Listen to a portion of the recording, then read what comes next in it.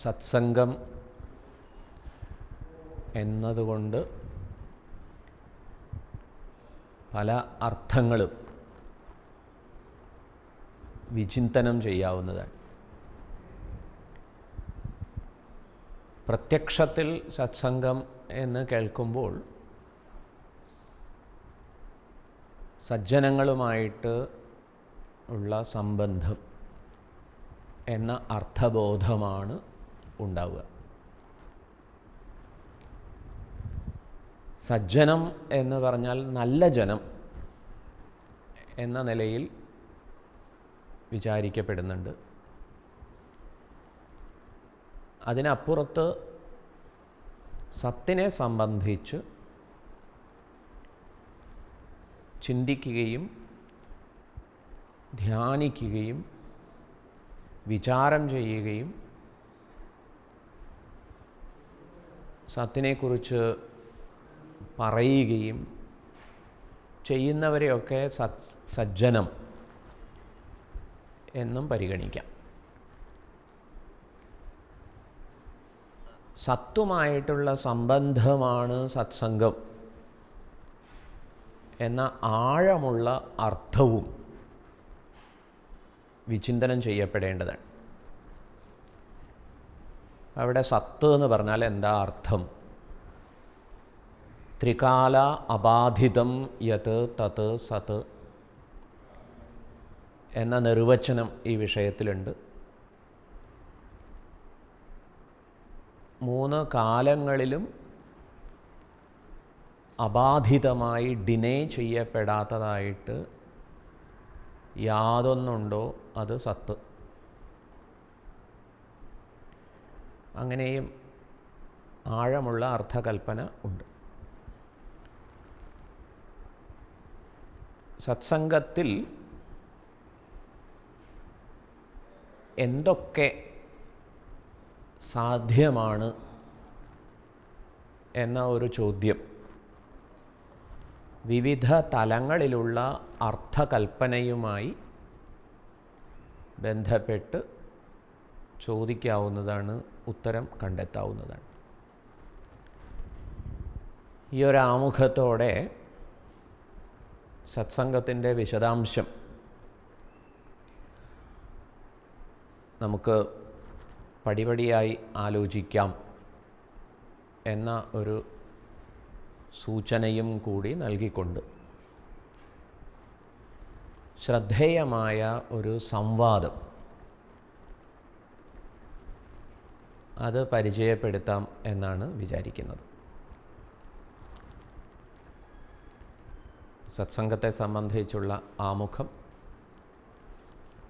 സത്സംഗ വിഷയകമായി ഇനിയും വിചാരമാവാം എന്ന സൂചന. ഇവിടെ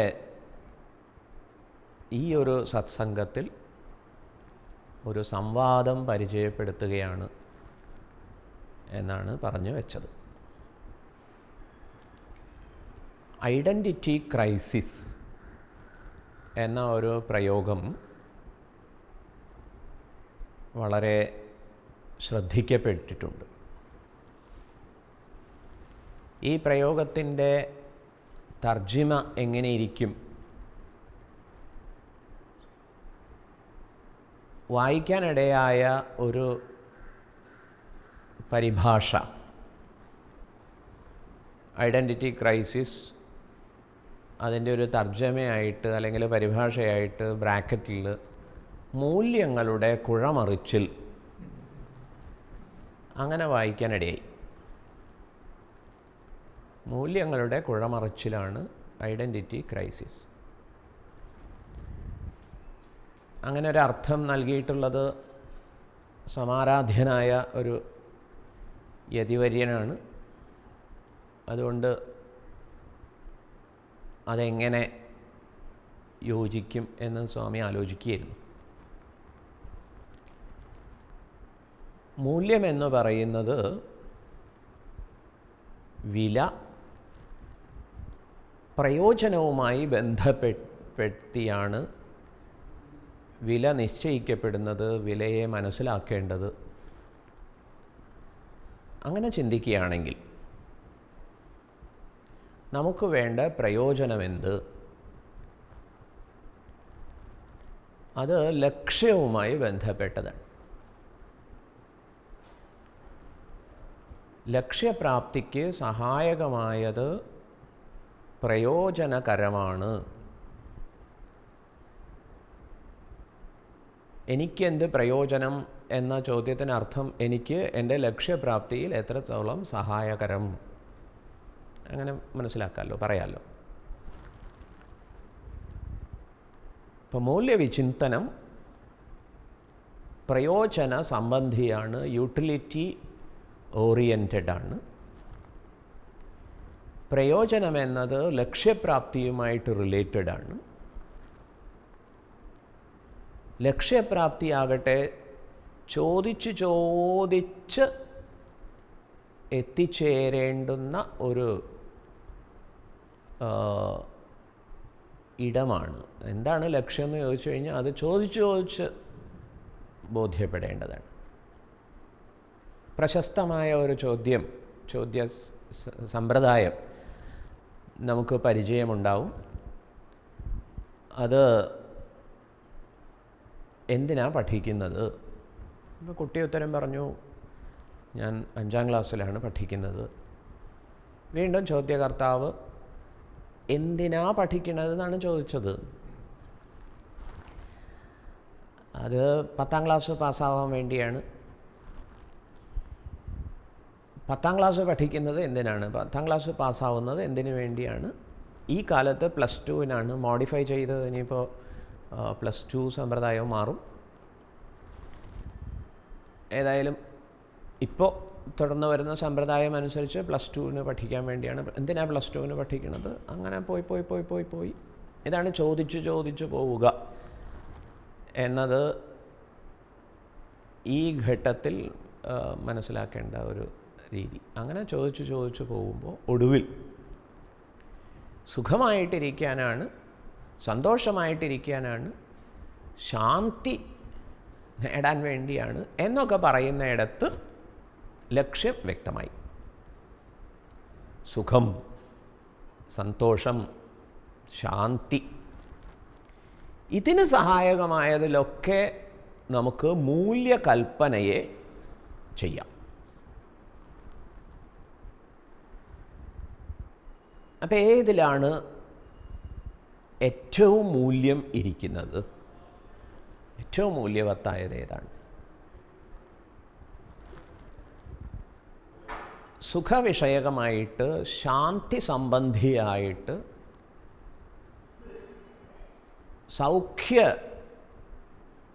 സന്തോഷ സംബന്ധിയായിട്ട് ചോദ്യങ്ങൾ ചോദിക്കുമ്പോൾ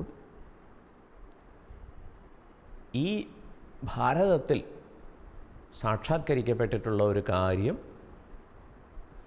അത് അസ്തിത്വവുമായി ബന്ധപ്പെട്ടതാണ്.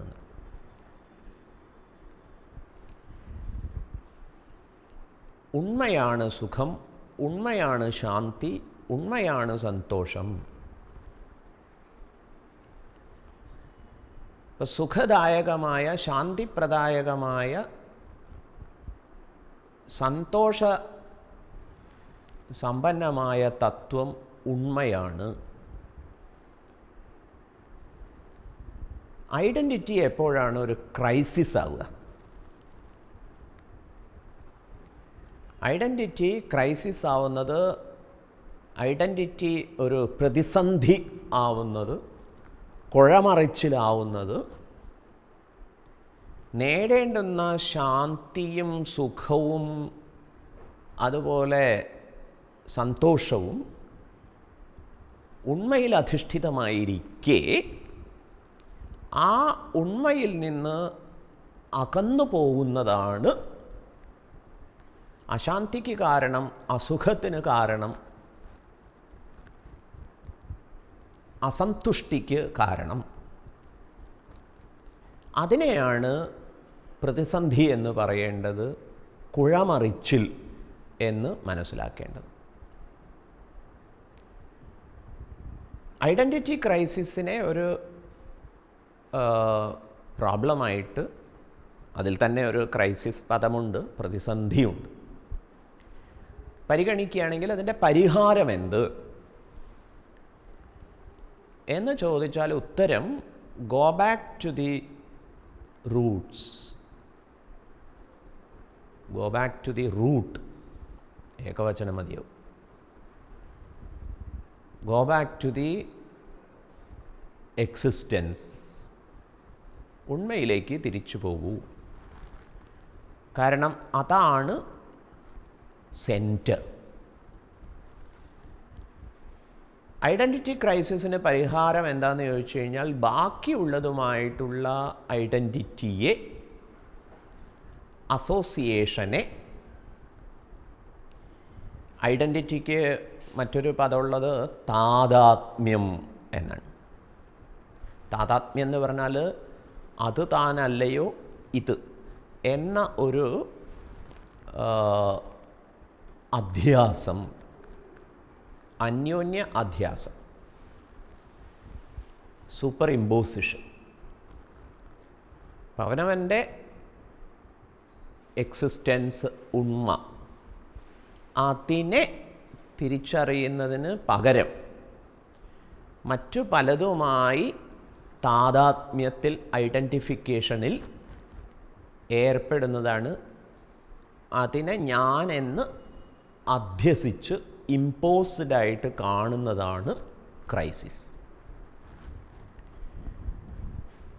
ഐഡൻറ്റിറ്റി ക്രൈസിസ് എന്ന പ്രയോഗത്തെ മൂല്യങ്ങളുടെ കുഴമറിച്ചിൽ എന്ന നിലയിൽ തർജ്ജമ ചെയ്തിട്ട് നമ്മളിങ്ങനെ ആലോചിക്കുകയായിരുന്നു. കാരണം മൂല്യവത്തായത് സന്തോഷം ലക്ഷ്യമാകയാൽ, ശാന്തി ലക്ഷ്യമാകയാൽ,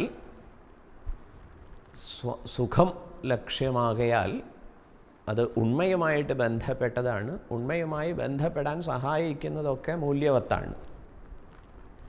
ഉണ്മയിലധിഷ്ഠിതമാണ് ഇതെങ്കിൽ ആ ഉണ്മയിൽ നിന്ന് അകന്നു പോകുന്നതാണ് ക്രൈസിസ്. അതൊരു കുഴമറിച്ചിൽ, ഒരു പ്രതിസന്ധിയാവുന്നത് എങ്ങനെയാണെന്നാണെങ്കിൽ അസുഖകരമായതുമായിട്ട്, അശാന്തി നിറഞ്ഞതുമായിട്ട്, ദുഃഖദായകമായതുമായിട്ട് നാം അസോസിയേറ്റ് ചെയ്തു പോകുന്നു. അതാണ് ഞാനെന്ന് ഐഡൻറ്റിഫൈ ചെയ്തു പോകുന്നു, കരുതി പോകുന്നു, താദാത്മ്യപ്പെട്ടു പോകുന്നു. ഈ അധ്യാസം, സൂപ്പർ ഇമ്പോസിഷനാണ് പ്രോബ്ലം എന്ന് ഐഡൻറ്റിഫൈ ചെയ്യേണ്ടതുണ്ട്. ഇങ്ങനെ ഐഡൻറ്റിറ്റി ക്രൈസിസിനെ കുറിച്ച് അഥവാ മൂല്യങ്ങളുടെ കുഴമറിച്ചിലിനെ കുറിച്ച് പറഞ്ഞത് വ്യക്തമായി എന്ന് കരുതട്ടെ. ഈ വിഷയത്തിൽ നമുക്ക് വീണ്ടും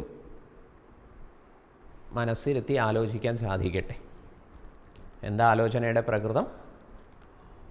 സുഖവും സ്വാസ്ഥ്യവും ശാന്തിയും സന്തോഷവും, ഇതൊക്കെ പര്യായപദമായിട്ട് പോലും പരിഗണിക്കാം, അതൊക്കെ ഉണ്മയിൽ അധിഷ്ഠിതമാണ്.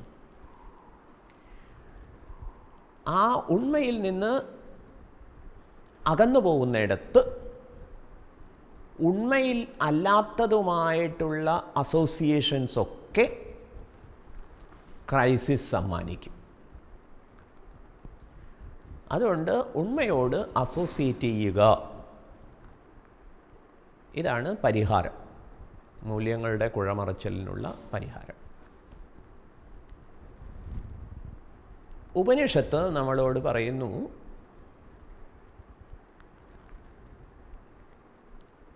ആത്മവിത്ത് ശോകങ്ങളെ തരണം ചെയ്യും. തരതി ശോകം ആത്മവിത്ത്. ആത്മവിത്ത് ആനന്ദത്തെ പ്രാപിക്കും. ബ്രഹ്മവിത്ത് ആപ്നോതി പരം. സത്യം ജ്ഞാനം അനന്തം ബ്രഹ്മ. ബ്രഹ്മം എന്ന് പറയുന്നത് സത്യമാണ്, ജ്ഞാനമാണ്, ആനന്ദമാണ്. ബ്രഹ്മത്തെ അറിയുന്നവൻ പരത്തെ പ്രാപിക്കും, പരമാനന്ദിയായിരിക്കും. ആത്മവിത്ത് തരതി ശോകം. ആത്മാവിനെ അറിയുന്ന ആൾ ശോകത്തെ തരണം ചെയ്യും എന്നൊക്കെ ഉപനിഷത്ത് പറഞ്ഞിരുന്നു. ഈ ഉപനിഷത്ത് പറയുന്ന ആത്മാവാകട്ടെ ബ്രഹ്മമാകട്ടെ ഇപ്പോൾ നാം ചിന്തിച്ച് വന്ന പ്രകാരത്തിൽ ഉണ്മയാണ്, സത്തയം. അതിനെ അറിയുക എന്നുള്ളതാണ് ലക്ഷ്യം. അതുകൊണ്ട് ഉപനിഷത്ത് സ്പെസിഫിക് ആയിട്ടുള്ള ഒരു ആഹ്വാനം നടത്തുന്നു. എന്താ ഉപനിഷത്തിൻ്റെ ആഹ്വാനം? ആത്മാവാ അരേ ദ്രഷ്ടവ്യഃ ശ്രോതവ്യഃ മന്തവ്യഃ നിദിധ്യാസിതവ്യഃ എന്ന് പറഞ്ഞാൽ ആത്മവിഷയകമായിട്ടാവട്ടെ എല്ലാ വ്യവഹാരങ്ങളും വ്യാപാരങ്ങളും. ഇതാണ് നിർദ്ദേശം. ആചാര്യന്മാർ ആവർത്തിച്ച് പറയുന്നത് ആധ്യാത്മികത എന്നത്, ആത്മസംബന്ധിയായ കാര്യം, അത് ഒരിക്കലും ലോകജീവിത വിരുദ്ധമല്ല എന്നുള്ളതാണ്. ഇപ്പം ലോകജീവിത വിരുദ്ധമല്ലാത്ത ആത്മദർശനം, ആത്മശ്രവണം, ആത്മമനനം, ആത്മനിധിധ്യാസനം, അങ്ങനെ വേണം നാം ഈ നിർദ്ദേശത്തെ പരിഗണിക്കാനും പ്രയോജനപ്പെടുത്താനും. ആത്മാവാ അരേ ദ്രഷ്ടവ്യഃ ശ്രോതവ്യഃ മന്തവ്യഃ നിധിധ്യാസിതവ്യഃ എന്ന ആദേശത്തെ, ആ ഒരു ഇൻസ്ട്രക്ഷനെ, ആ ഒരു ആഹ്വാനത്തെ, അതിനെ നമ്മൾ മനസ്സിലാക്കേണ്ടത് ഇത് ലോകവിരുദ്ധമായ ഒരു ആദേശമല്ല എന്നാണ്. എന്ന് പറഞ്ഞാൽ നാം വ്യവഹാരങ്ങളൊന്നും അവസാനിപ്പിക്കുന്നില്ല, ചെയ്തു പോരുന്ന കാര്യങ്ങളൊന്നും നിർത്തിവെക്കുന്നില്ല. ചെയ്തു പോരുന്ന കാര്യങ്ങളെയൊക്കെ എന്താ ചെയ്തതെന്നുള്ള ചോദ്യത്തിന് നമുക്ക് എന്തുത്തരം പറയാൻ പറ്റണം? ആത്മസന്ദർശനം നടത്തുകയായിരുന്നു, ആത്മശ്രവണം നടത്തുകയായിരുന്നു, ആത്മവിചിന്തനവും ആത്മമനനവും ആത്മധ്യാനവും ചെയ്യുകയായിരുന്നു എന്ന് പറയാൻ സാധിക്കണം.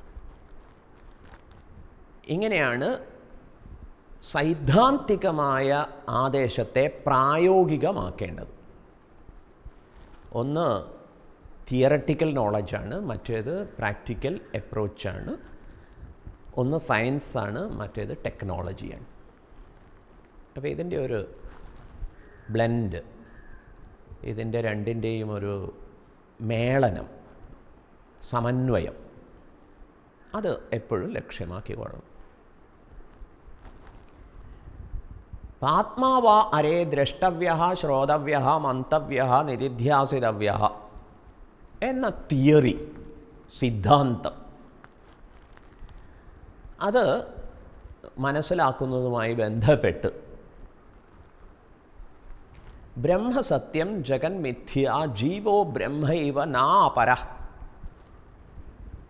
എന്ന് പരമമായ ഉണ്മയുടെ സ്ഥായിയായ അസ്തിത്വത്തെയും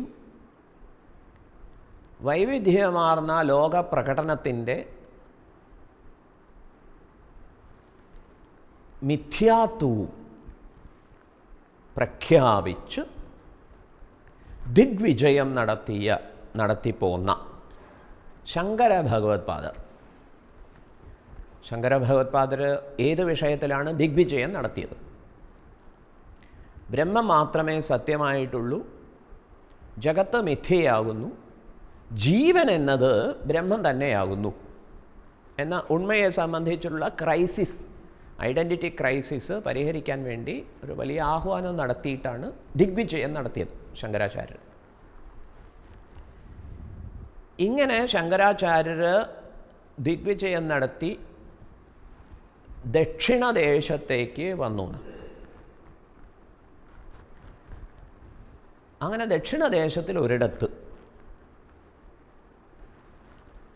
ശ്രീവേലി എന്ന ഒരു പ്രദേശത്തെത്തിയിത്രേ. അവിടെ യാദൃച്ഛികമായിട്ട് ശങ്കരാചാര്യർ ഒരു കുടുംബത്തിൽ ജഡഭരതന് സമാനം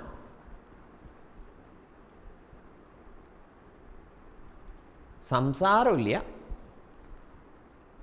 ആഹാരകാര്യത്തിൽ വ്യവഹാരമുണ്ട്, ആഹാരം കഴിക്കും, മറ്റ് സംസാര വ്യവഹാരങ്ങളൊന്നും ഇല്ല.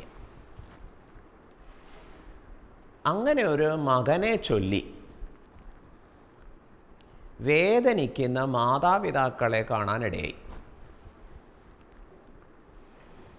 ദിഗ്വിജയ യാത്രയിലേർപ്പെട്ട അദ്വൈത ചിന്തയുടെ സമുജ്വല വക്താവ് ശങ്കരാചാര്യർ ഒരു കുമാരനെ കണ്ടു. മാതാപിതാക്കളുടെ സങ്കടം ശ്രദ്ധിച്ചു. ഉണ്ണിയോട് ആചാര്യസ്വാമികൾ അന്വേഷിച്ചു എന്നാണ്. ഒരുപക്ഷെ അച്ഛനും അമ്മയും ഒക്കെ ഇടപെട്ടിട്ടുണ്ടാവും. അയ്യോ അതിനോട് ചോദിച്ചിട്ടൊന്നും കാര്യമില്ല, അത് മിണ്ടില്ല, സംസാരമൊന്നും ഇല്ലാത്ത ഒരു കുട്ടിയാണ്, അങ്ങനെ ഒരു ജന്മമായി പോയി എന്നൊക്കെ ഒരുപക്ഷെ പറഞ്ഞിട്ടുണ്ടാവും. ആ രംഗം നമ്മൾ നാടകീയമായിട്ട് കാണുമ്പോഴേ. ഏതായാലും ആചാര്യസ്വാമികൾ സ്ട്രെയിറ്റ് ആയിട്ട് ഒരു ചോദ്യം ഉണ്ണിയോട് ചോദിച്ചു എന്നാണ്. പ്രസക്തമായൊരു ചോദ്യം. എന്താ ചോദ്യം? കസ്ത്വം ശിശോ കസ്യ കുതോസി ഗന്താ കിം നാമ തേ ത്വം കുത ആഗതോസി ഏതന്മയോക്തം വദചാർഭഗത്വം മത്പ്രീതയേ പ്രീതിവിവർധനോസി. കസ്ത്വം ശിശോ കസ്യ കുതോസി ഗന്താ കിം നാമ തേ ത്വം കുത ആഗതോസി ഏതന്മയോക്തം വദചാർഭഗത്വം മത്പ്രീതയേ പ്രീതിവിവർധനോസി. മത്പ്രീതയേ ഏതത് വദ. എൻ്റെ പ്രീതിക്കായിക്കൊണ്ട് യത് മയാ ഉക്തം, എന്നാൽ പറയപ്പെട്ടത്. പക്ഷെ ഇവിടെ ചോദിക്കുകയാണ് ചെയ്തത് എന്നുള്ളതുകൊണ്ട് ചോദിക്കപ്പെട്ടതിന് ഉത്തരത്തെ ത്വം വദ, ഭവാൻ പറഞ്ഞാലും. ഏതത് മയാ ഉക്തം, ഹേ അർഭക. അർഭക എന്ന് പറഞ്ഞാൽ കുട്ടി എന്നർത്ഥം. ഹേ കുട്ടി, ഏതത് മയാ ഉക്തം, എന്നാൽ ഇപ്രകാരം ചോദിക്കപ്പെട്ടതിന് വദ, ഉത്തരത്തെ പറഞ്ഞാലും. അർഭക ത്വം എന്ന് ചോദിച്ചു. എന്തൊക്കെയാണ് ചോദിക്കപ്പെട്ടത്, പറയപ്പെട്ടത്? കഹ ത്വം, കസ്ത്വം, ഭവാൻ ആരാണ്? കസ്ത്വം, കഹ ത്വം. ശിശോ, കുട്ടിയാണ്. ഹേ ശിശോ കഹ ത്വം, ഭവാൻ ആരാണ്? ഉണ്ണി. കസ്യ, ആരുടേതാണ്? ആരുമായിട്ടുള്ള സംബന്ധം. കുതോസി ഗന്ത, എവിടേക്കാണ് പോകുന്നത്? കിം നാമത്തെ, തേ നാമ കിം, ഭവാന്റെ പേര് എന്താണ്? നിൻ്റെ പേര് എന്താണ്? കിം നാമത്തെ. കുത ആഗതോസി, എവിടെ നിന്നാണ് വരുന്നത്?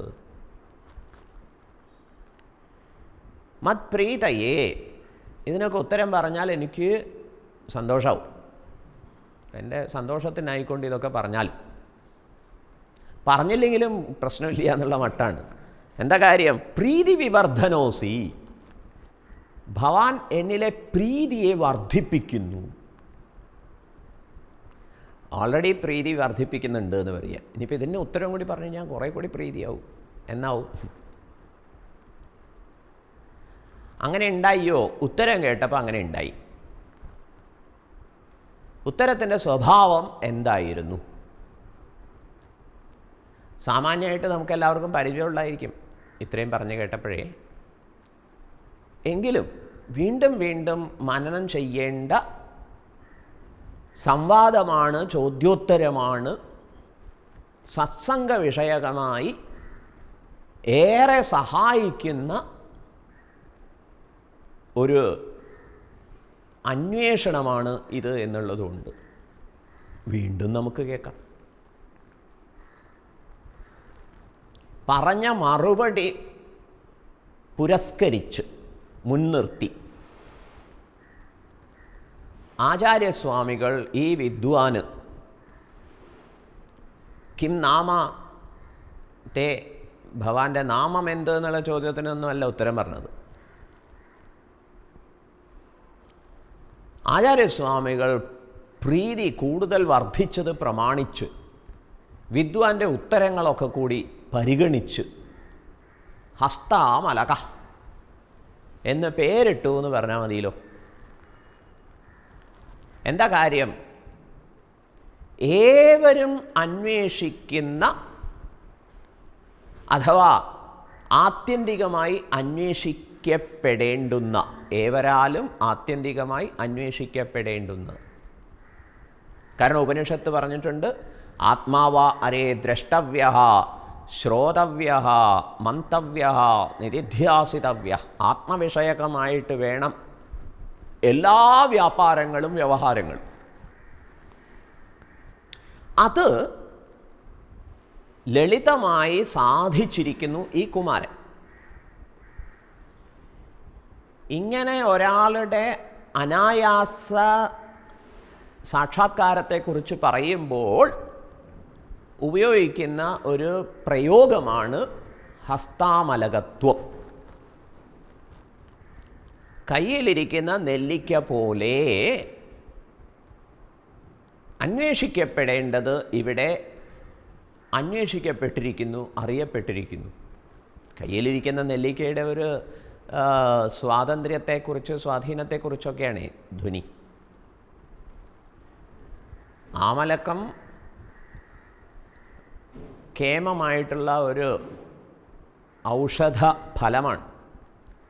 അതിതാ കയ്യിലിരിക്കുന്നു എന്ന് പറഞ്ഞാൽ ഇതുപോലെ ഈ വിദ്വാൻ പേരിട്ട് കൊടുത്തുകൊണ്ട് ശങ്കരാചാര്യ എന്താ അർത്ഥമാക്കിയത്? നിങ്ങൾ വിചാരിക്കുന്നത് പോലെ മന്ദനല്ല, മന്ദബുദ്ധിയല്ല, മറിച്ച് ഏവരാലും അന്വേഷിക്കപ്പെടേണ്ടുന്നതിനെ അന്വേഷിച്ച് കയ്യിലെ നെല്ലിക്ക പോലെ അതിനെ സ്വന്തമാക്കിയവനാണ് ഏഷ ഹസ്താമലക എന്നതാണ് ഇതിൻ്റെ ഒരു അനന്തര സംഭവം, നാമകരണം. അർഭകൻ മേലിൽ ഹസ്താമലകൻ എന്ന് അറിയപ്പെടും.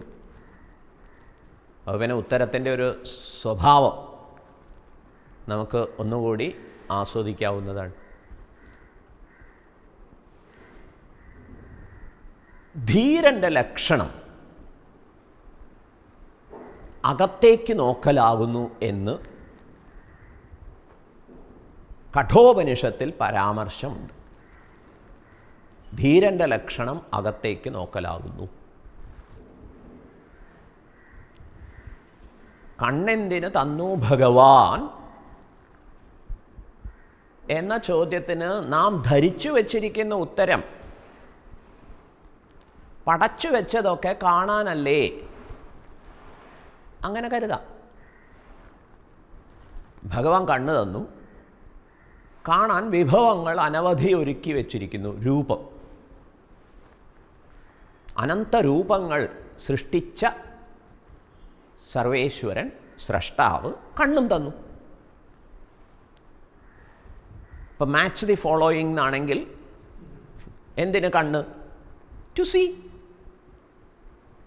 എന്ന നിലയിലല്ലേ ഘടിപ്പിക്കാൻ പറ്റുക? തെറ്റില്ല. ഭഗവാൻ സൃഷ്ടിച്ചു വെച്ചത് കാണുന്നത് അന്യായമല്ല.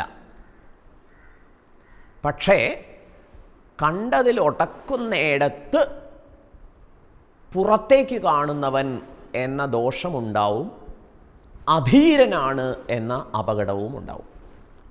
കാരണം ധീരനുള്ള നിർവചനം അകത്തേക്ക് നോക്കുന്നവൻ എന്നാണ്. അതെങ്ങനെ പുറത്തേക്ക് നോക്കുമ്പോൾ അകത്തേക്ക് നോക്കാൻ സാധിക്കും? അക്കാര്യം ആലോചിക്കാം. വീണ്ടും കഠോപനിഷത്തിൽ യച്ഛേദ് വാങ്മനസി പ്രാജ്ഞഃ തദ്യച്ഛേത് ജ്ഞാന ആത്മനി ജ്ഞാന ആത്മനി മഹതി നിയച്ഛേത് തദ്യച്ഛേത് ശാന്ത ആത്മനി എന്ന അകത്തേക്കുള്ള നോട്ടത്തെ പറയുന്നുണ്ട്. അത് നമുക്ക് മറ്റൊരു സമയത്ത് ആസ്വദിക്കാം. ഏതായാലും ഉപനിഷത്ത് പറയുന്നു അകത്തേക്ക് നോക്കാൻ കഴിവുള്ളവൻ ധീരൻ. അതിലെ ധീരതയുടെ അംശം എന്താ? ധീരത എന്ന് പറഞ്ഞു കഴിഞ്ഞാൽ ഒരുതരം തൻ്റെ ഇടവും ധൈര്യവും സ്ട്രെങ്ത്തും ഒക്കെയാണല്ലോ അർത്ഥമാക്കുന്നത്. ശരിക്കും ധീര ശബ്ദം കൊണ്ട് വിഷയേഭ്യ ധിയം രാതി, വിചാര സാമർഥ്യം കൊണ്ട് വിഷയവ്യാപാരത്തിൽ നിന്ന് ബുദ്ധിയെ പിൻവലിക്കാൻ കഴിയുന്നതാണ് ധീരത. അങ്ങനെ അർത്ഥം പറയും. അപ്പോൾ ഇതിലെ ഒരു ഇൻവോൾവ്ഡ് ആയിട്ടുള്ള സ്ട്രെങ്ത് എന്താണ് ചോദിക്കുക. ധൈര്യത്തെ സംബന്ധിച്ച് നമ്മൾ മനസ്സിലാക്കിയിട്ടുള്ള ഒരു അർത്ഥം വെച്ച് ആലോചിക്കുമ്പോൾ അതിലെ ഒരു ഇൻവോൾവ്ഡ് ആയിട്ടുള്ള സ്ട്രെങ്ത് എന്താണ്? അതിനെക്കുറിച്ചുള്ള പരാമർശം സ്രഷ്ടാവ് നമ്മയൊക്കെ സൃഷ്ടിച്ചിരിക്കുന്നത് പുറമേക്ക് ഗമിക്കുന്നവയായ ഇന്ദ്രിയങ്ങളോട് കൂടിയാണത്രേ. പരാഞ്ചിഖാനി വ്യദൃണത് സ്വയംഭൂ തസ്മാത് പരാങ് പശ്യതിനാന്തരാത്മൻ. It is comparatively impossible. അകത്തേക്ക് നോക്കുക എന്നുള്ളത് താരതമ്യേന ഡിഫിക്കൽട്ടാണ്, പ്രയാസകരമാണ്. എന്താ കാര്യം? പുറമേക്ക് നോക്കാൻ പാകത്തിലാണ് ഇന്ദ്രിയങ്ങളെ ഖാനി വ്യദൃണത്ത് സൃഷ്ടിച്ച് ആ നിലയിൽ നമുക്കൊരു കൊട്ട് തന്നു എന്നാണ് ഉപനിഷത്തിൻ്റെ ഒരു ഭാഷ. ഹിംസിച്ചിരിക്കുന്നു എന്നാണ് സൃഷ്ടാവ് കാണിച്ച ഒരു പൂജ്യ ഗുരുദേവ് ചിന്മയാനന്ദ സ്വാമിജിയുടെ ഭാഷ ഉദ്ധരിച്ച് പറഞ്ഞാൽ മാനുഫാക്ചറൽ ഡിഫക്റ്റ്, സൃഷ്ടിപരമായ ഒരു ന്യൂനതയാണ് പുറമേക്ക് ഗമിക്കുന്നവയായിട്ട് ഇന്ദ്രിയങ്ങളെ സൃഷ്ടിച്ചു എന്നുള്ളത്. മാനുഫാക്ചറൽ ഡിഫക്റ്റ്. കശ്ചിത് ധീര പ്രത്യേകാത്മാനം ഐക്ഷത്. ചിലർ ധീരന്മാർ, അവിടുത്തെ ഇൻവോൾവ് ആയിട്ടുള്ള ഒരു ധൈര്യം എന്ന് പറയുന്നത്, ബ്രേവ്നെസ് എന്ന് പറയുന്നത് ഇങ്ങനെയുള്ള ഒരു സ്വാഭാവിക പ്രവണതയെ അന്തർമുഖമാക്കാൻ കഴിയുന്നു എന്നുള്ളതാണ്. ഇൻട്രോവേർട്ടാക്കാൻ സാധിക്കുന്നു എന്നുള്ളതാണ്. അത് സാധിച്ച ഒരു ബാലകനെയാണ് നാം ഇവിടെ പരിചയപ്പെടുന്നത്. ഇവിടെ ചോദ്യം ചോദിച്ചിരിക്കുന്നു. ഹസ്താമലകൻ എന്ന ബാലകൻ, ഇത് ആചാര്യസ്വാമികൾ പിന്നീട് കണ്ടെത്തിയത്, മിടുക്കൻ, അതുകൊണ്ട് ഹസ്താമലകനാവട്ടെ. ബാലകൻ പറഞ്ഞ മറുപടി നമുക്ക് തുടർന്ന് ആസ്വദിക്കാം, ആലോചിക്കാം. ഹരി ഓം.